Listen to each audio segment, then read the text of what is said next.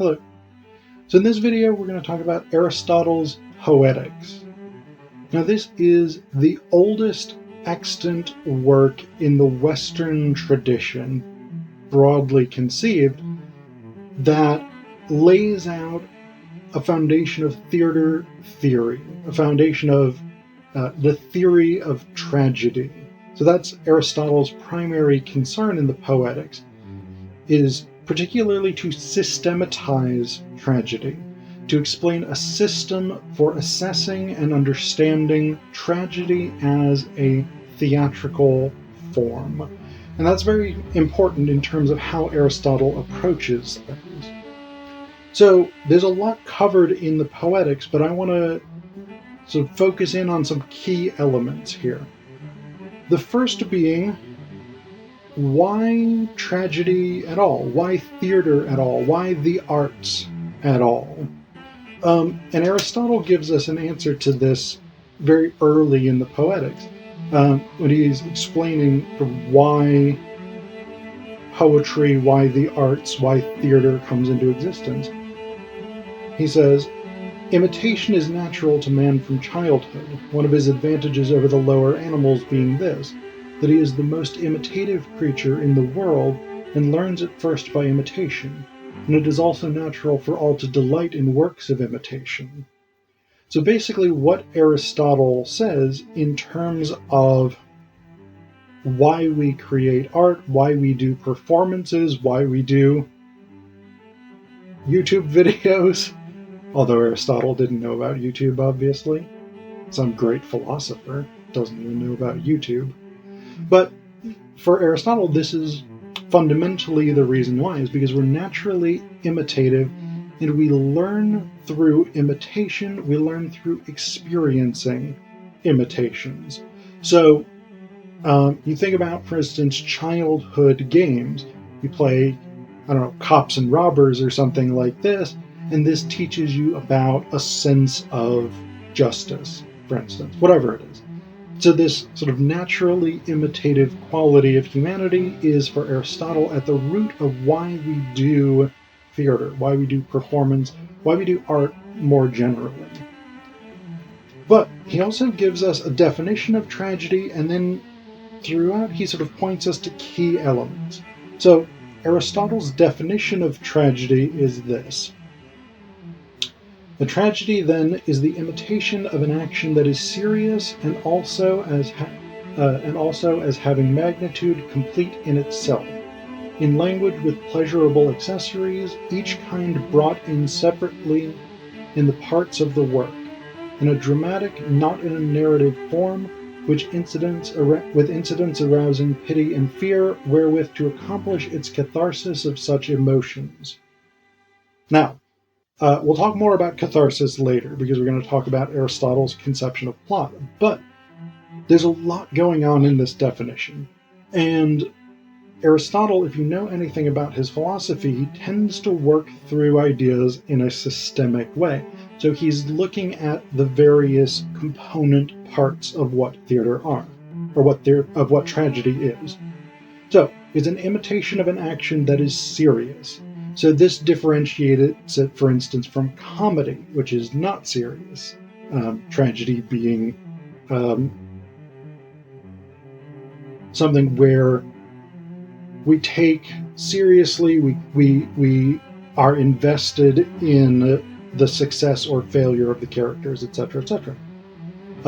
As having magnitude complete in itself. So we'll talk about this. This is one of the unities of Aristotelian philosophy, this idea that a tragedy is self-contained, and we'll talk more about that because at points in dramatic history that becomes really significant. In language with pleasurable accessories, each kind brought in separately in the parts of the work. So for Greek tragedians, there were different components of a play. Things like epodes, episodes, choral dialogues, things like this, the parados, etc., etc. So, and a lot of these generally had different types of meters to serve different types of dramatic functions. So for Aristotle, that's a component of tragedy. That's something that we don't necessarily adhere to today. Because most contemporary drama, for instance, is written in sort of open dialogue, naturalistic dialogue, rather than verse. In a dramatic, not a narrative form, so this is something that's acted out rather than told as a story. With incidents arousing pity and fear, wherewith to accomplish its catharsis of such emotions. Again, we'll talk about that when we talk about the structure of tragedy for Aristotle.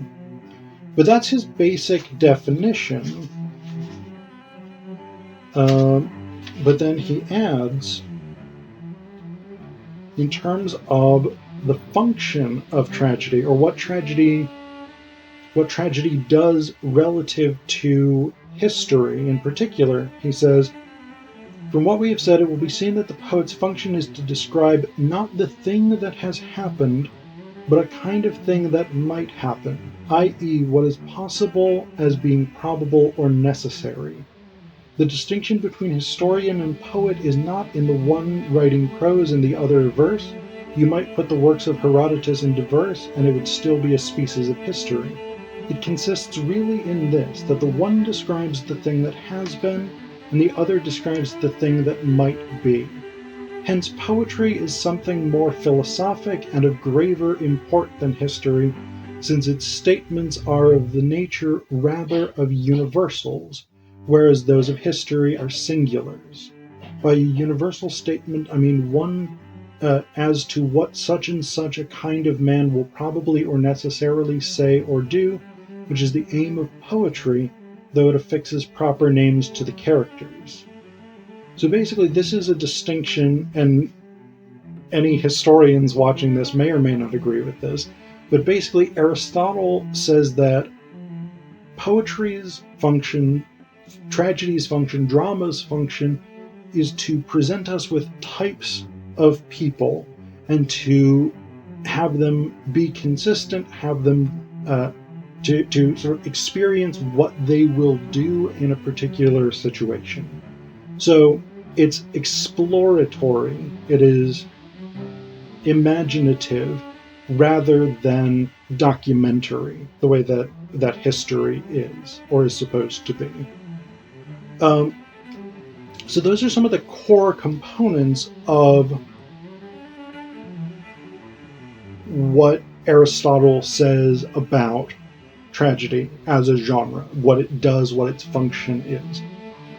In terms of the components of tragedy, he divides it up into a set of different characteristics. There's 6 parts. A fable or a plot, so that would be the storyline. Characters, and he doesn't necessarily mean, what he means by character is really the ethical dimensions of people, their nature as human beings, rather than necessarily like Oedipus is a character. This is Oedipus as a set of characteristics that will always lead to the same conclusion, the same actions to be taken. Diction, which is the word choice, or the poetry, the verse. Thought, which is the ideas behind the poetry. Spectacle, the performance. Jazzy. And melody, because in ancient Greek drama there was always musical accompaniment, usually an aulos, which was a double-pronged flute, and often things like drums or lutes were involved as well. For Aristotle, the most significant of these components of tragedy is plot. So, the set of actions that occur throughout the play. And he actually says, you can't have tragedy without plot, but you could, in theory, do away with everything else. You could have a tragedy with no characters, with no diction, with no music, whatever it is, but you can't have a tragedy without action. Now, of course, groups like the absurdists, people like Ionesco, Beckett, Pinter, etc., did sort of make an attempt in some cases to try and have tragedy without action, or to have drama without action, whatever. But for Aristotle, it's plot. Plot is the key thing. And he says there are a series of crucial points that a successful tragic plot must hit. So, the first one... I wanted to mention this as well about Aristotle's sort of overall definition of tragedy. And I mention this. This is important to me because I work on adaptations. He says, so that one must not aim at a rigid adherence to the traditional stories on which tragedies are based. It would be absurd, in fact, to do so, as even the known stories are only known to a few, though they are a delight nonetheless to all. So, ancient Greek tragedy, for the most part, at least as far as we know, was drawn from Greek myth. So they retold stories over and over again, and they would reshape them slightly. So, Sophocles' Electra is very, very different than Aeschylus' The Libation Bearers. And Euripides' Electra is almost a direct response, in some senses, to The Libation Bearers. But they all tell the same basic component of the myth cycle. So, what Aristotle says in terms of plot, this is a really significant piece. He says, tragedy, however, is an imitation not only of a complete action, but also of incidents arousing pity and fear.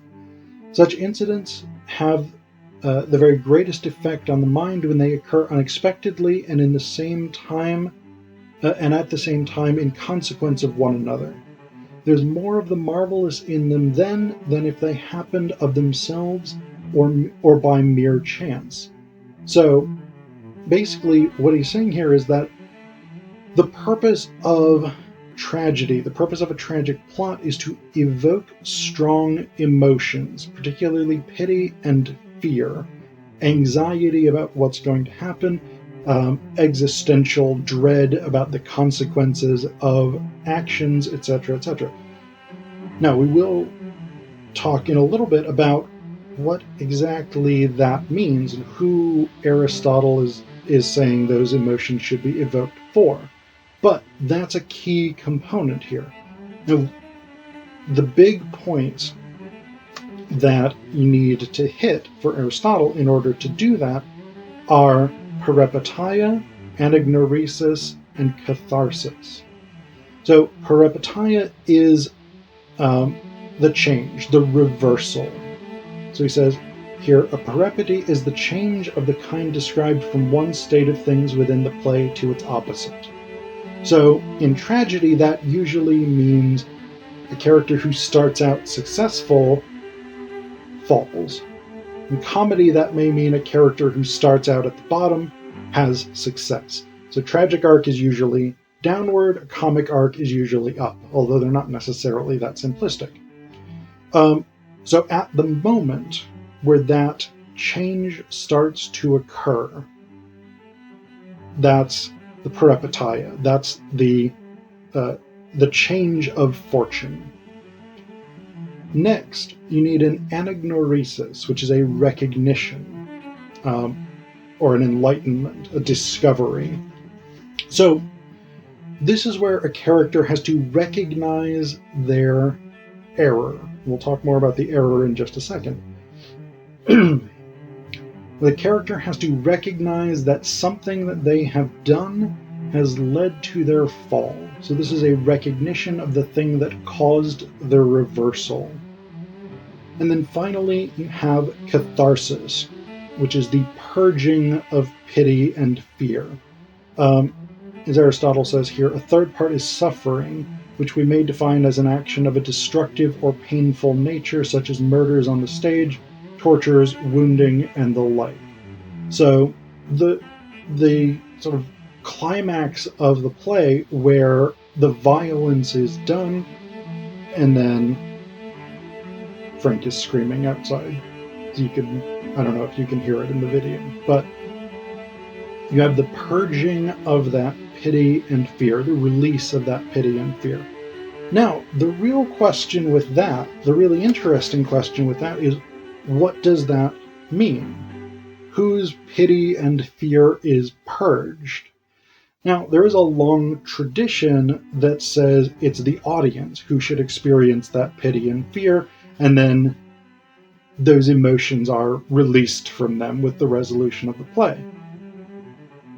Augusto Boal, for instance, who's is a big name in theater theory, argues, in fact, that Aristotle's Poetics is a counter-revolutionary text because it drains off potentially revolutionary energy of the negative emotions of pity and fear. Now, there's another school of thought that says actually Aristotle is primarily concerned with what takes place in the play itself, and he says almost nothing about the audience and the audience's experience of tragedy.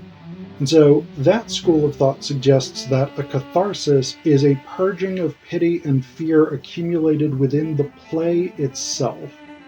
So the chorus, the main characters, whoever it is, their sort of built up anxiety, their built up negative emotions are released through the cathartic gesture, whatever it is. So I tend to come down more on that side because like I said, I don't see Aristotle as talking about audience psychology in the Poetics. But that's very much an open debate in terms of what Aristotle actually means here.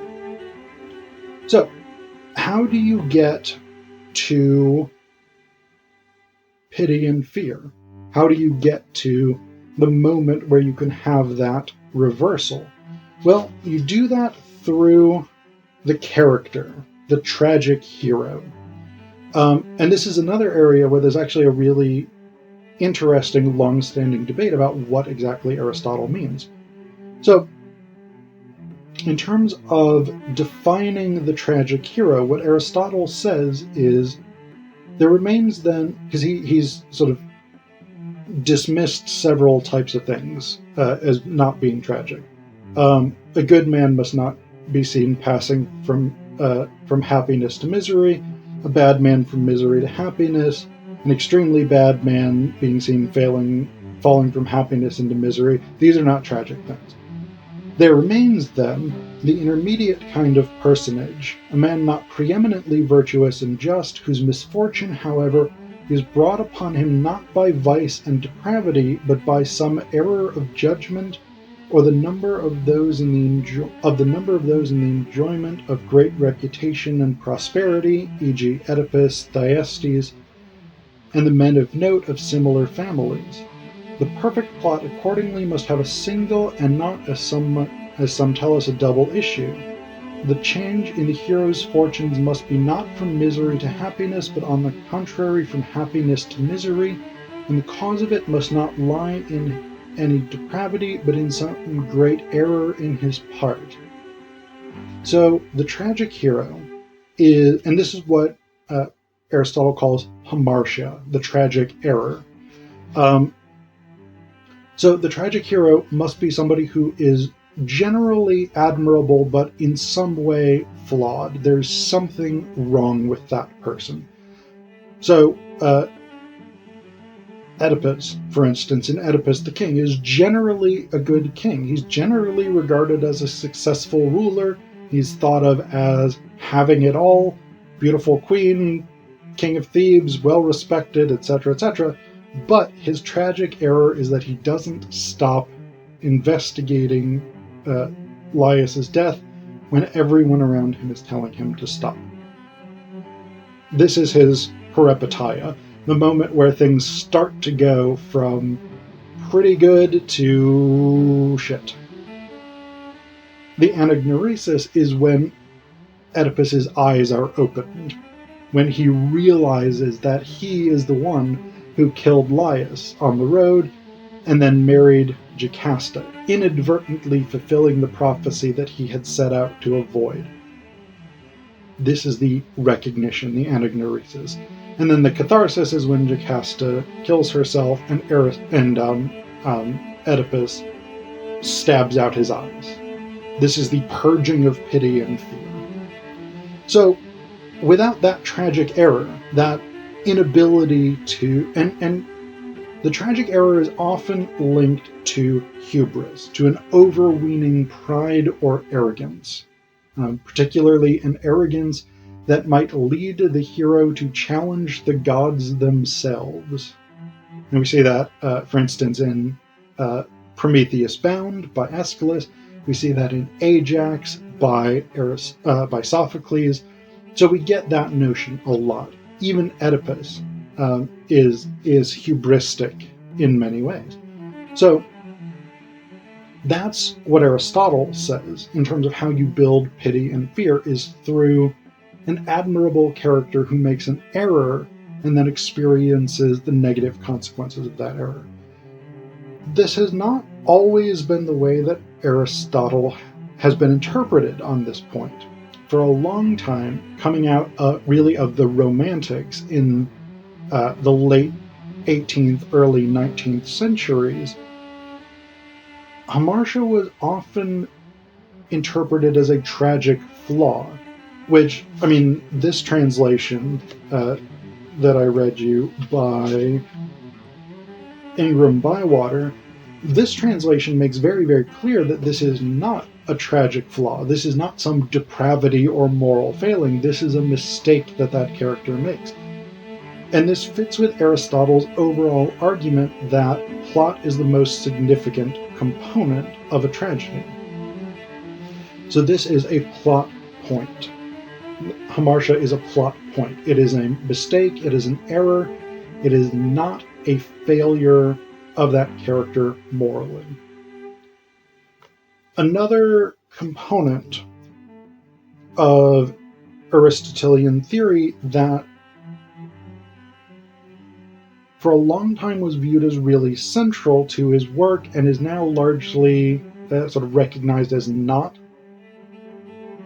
that central, not a thing that he's sort of absolutely insisting on, is the idea of the dramatic unities. So unities of time, unities of place, unities of action, unities of scale. Aristotle mentions these things in passing. For instance, he says, tragedy endeavors to keep as far as possible within a single circuit of the sun or something near that. So this gives us the idea of the unity of time, that a tragedy should take place within one 24-hour cycle. Similarly, he says, now a whole is that which has beginning, middle, and end.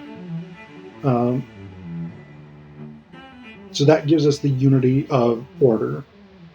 The unity of scale, or the unity of magnitude. He says, just in the same way, then, as a beautiful creature made up of parts, or a beautiful living creature, as a beautiful whole made up of parts, or a beautiful living creature must be of some size, but a size to be taken in by the eye, so a story or plot must be of some length, but of a length to be taken in by the memory.